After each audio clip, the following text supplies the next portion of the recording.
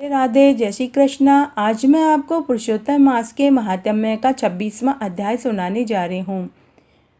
इस अध्याय में उद्यापन के बाद व्रत और त्याग की विधि और धर्म का वर्णन का आएगा।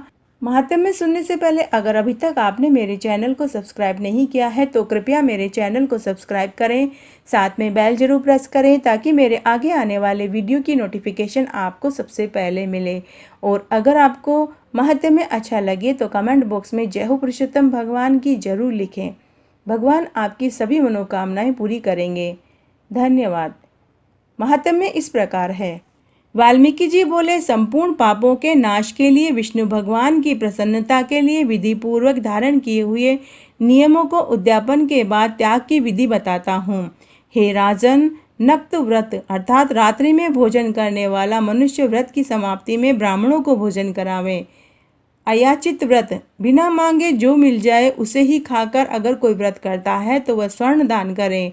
अमावस्या को भोजन का नियम करने वाला दक्षिणा सहित गोदान में दे।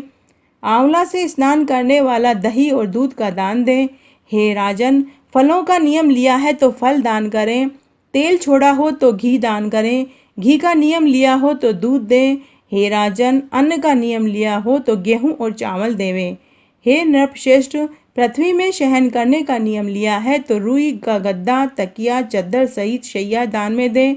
पत्तल में भोजन करने का नियम लिया है तो घी और खांड का दान करें। ब्राह्मण को भोजन करावें।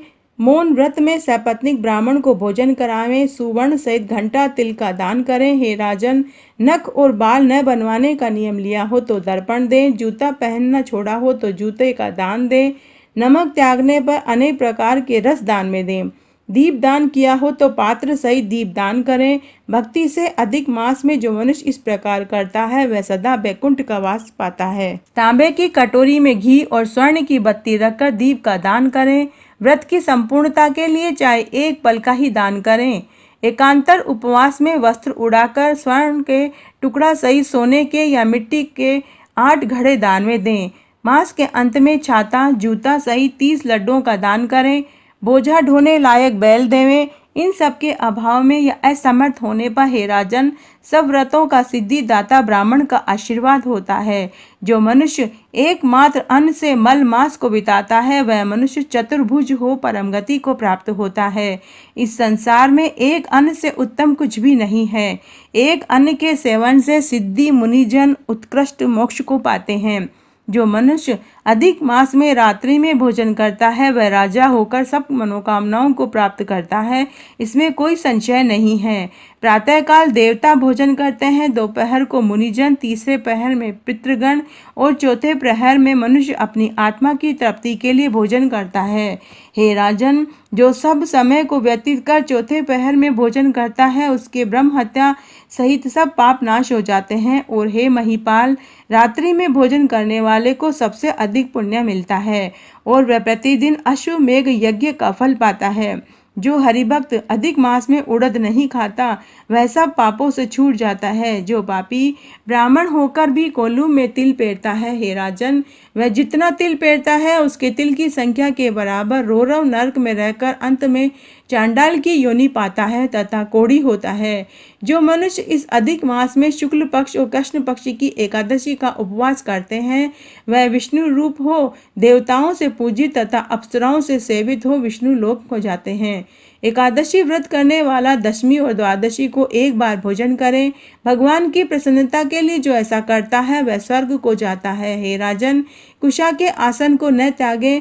जो पुरुष कुशा में मल मूत्र कफ या रुधिर को साफ करता है अर्थात झाड़ू का काम लेता है वह विष्टा का क्रमी होता है। कुशा अत्यंत पवित्र होती है। कुशा के बिना सभी धर्म कार्य व्रत हैं, क्योंकि कुशा की जड़ में ब्रह्मा, बीच में जनार्दन भगवान, अग्रभाग में शंकर निवास करते हैं, इसलिए कुशा से मार्जन करें। शुद्र जमीन से कुशा को न उखाड़ें। कपिला गाय का दूध न पिएं। हे भूपते, न ढाक की पत्तल में भोजन करें, न ओंकार मंत्र का जाप करें, न यज्ञ का बचा हुआ अन्न खाएं, न कभी कुशा के आसन पर बैठें, न यज्ञोपवीत धारण करें, न वेद की कोई क्रिया करें। यदि विधि विधान का परित्याग कर जो शुद्र अनमना आचरण करता है तो वह अपने पितरों सहित नरक में जाता है। उसके पश्चात वह मुर्गा, सुअर और वानर की योनि को पाता है। इसलिए शूद्र कभी ओंकार मंत्र का उच्चारण न करें। हे राजन, ब्राह्मणों के नमस्कार करने से शूद्र का नाश हो जाता है। हे महाराज, इतना करके व्रत परिपूर्ण होता है और ब्राह्मणों को दक्षिणा न देने से मनुष्य नरक में जाता है। इस व्रत में विघ्न होने से अंधा और कोढ़ी होता है। हे भूप, पृथ्वी के देवता ब्राह्मणों के आशीर्वाद से ही मनुष्य स्वर्ग को जाता है। अतएव कल्याण की इच्छा करने वाला विज्ञानी पुरुष ब्राह्मणों के वचनों का उल्लंघन न करे।